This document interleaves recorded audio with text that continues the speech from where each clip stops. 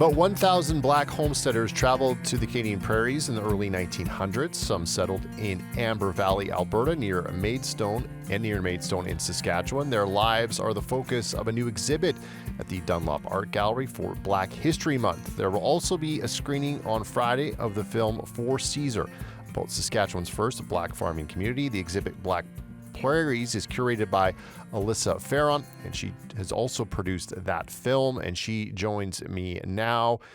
Good morning, Alyssa. Good morning. So, Alyssa, what inspired you to create Black Prairies? I think the idea for the exhibition, for me, it started around 7 years ago, actually.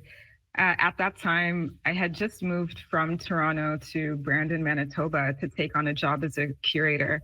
And for me, one of the first things I like to do when I'm new to a place is to learn more and understand its different histories. And so after doing some research, this is how I eventually stumbled upon the work of a photographer whose name was William Billy Beale, who was an early Black Manitoban photographer from the 1900s. And I wasn't initially setting out to find Beale or his work. It just sort of, it found me in a way. And it was through Beale's work and through his archive, that's what sort of became the catalyst for the exhibition, which has grown from that point. Can you tell us more about William Billy Beale? Yeah, so like I said, he was an early Black Manitoban photographer from the 1900s. He was someone who he came up on his own, actually, from the United States as a lone laborer. He was trained as a sawmill engineer, so he worked in the lumber industry in Manitoba, which at that time in the early 1900s was booming and growing. And so that was his primary day job. But outside of work, outside of his 9 to 5, he was a photographer. He loved photography, had such a passion for the camera. And between the period of around 1915 to 1925, he took about 100 glass plate negatives of early homesteading life in the Swan River Valley region of rural Manitoba. So in the exhibition, I've been able to track down about 25 of those original glass plate negatives.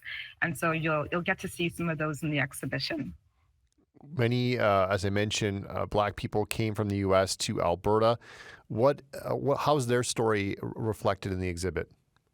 Yeah, so there's also another set of archives that I started working with as I've been, going on this journey of research and developing the exhibition over the past 7 years.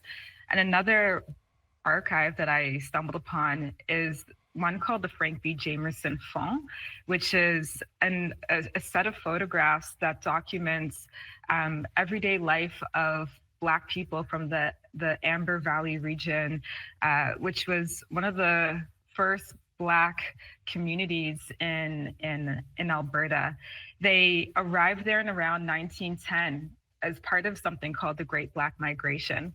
So the Great Black Migration was essentially when several families, around 1,000 to 1,500 African American people, were fleeing the United States. At the time in the early 1900s, there were things like the Jim Crow laws, there was lynching, there was violence. And I think around that time, it was really when people realized that the pot was about to boil over in the United States, and they decided to leave and seek refuge in the Canadian prairies. So the Amber Valley community documents, the photos from the Amber Valley community really documents that first generation of Black migrants who sought refuge in Alberta. I mentioned you also produced the film For Caesar. What is the film about? Yeah, so in terms of the Great Black Migration, like I said, there were around 1,000 to 1,500 African American families. Some migrated to Amber Valley for Alberta, but there was another cohort that actually migrated here to Saskatchewan. And they established their homes in a small farming community not far from Maidstone, Saskatchewan. And they named themselves, they called their community the Shiloh people. And so this is a pretty little known history about Saskatchewan. And so I was able to connect with a filmmaker named Cheryl Fogo, who's actually a descendant of the Shiloh people.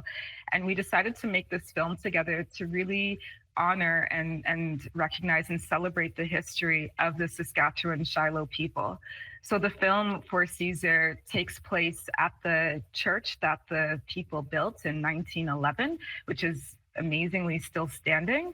And we shoot the film and we sort of just learn about and talk about the history of this amazing group of people that sought refuge in Saskatchewan.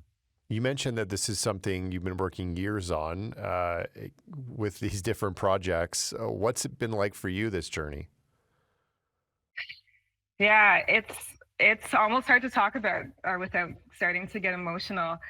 7 years, you can imagine how many things change in a person's life in 7 years. But this has very much been a constant in my life to return to this research and to find or seek a sense of grounding and belonging through doing this work over a long period of time. Even though the archive of William Beale was really the catalyst for the exhibition, I think that the vision has really grown and expanded since then. And so in the exhibition, there will also be work by contemporary Black Prairie artists who kind of respond to the themes that that some of the early archives are presenting. So it's been an incredible journey. It's one that I never thought that I would find myself on, but it's been beautiful to connect with so many people over that amount of time. Are you excited that this is now going to be launched pretty soon here? I am. I think it's a combination of nervousness and excitement and relief and just all the emotions kind of bundled together.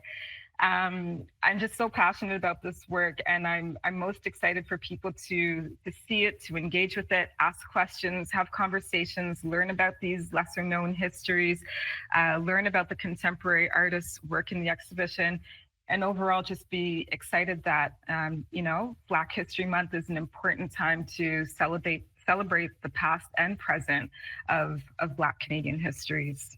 Alyssa, best of luck with everything. Thanks so much for joining us today and sharing the stories. Thank you so much.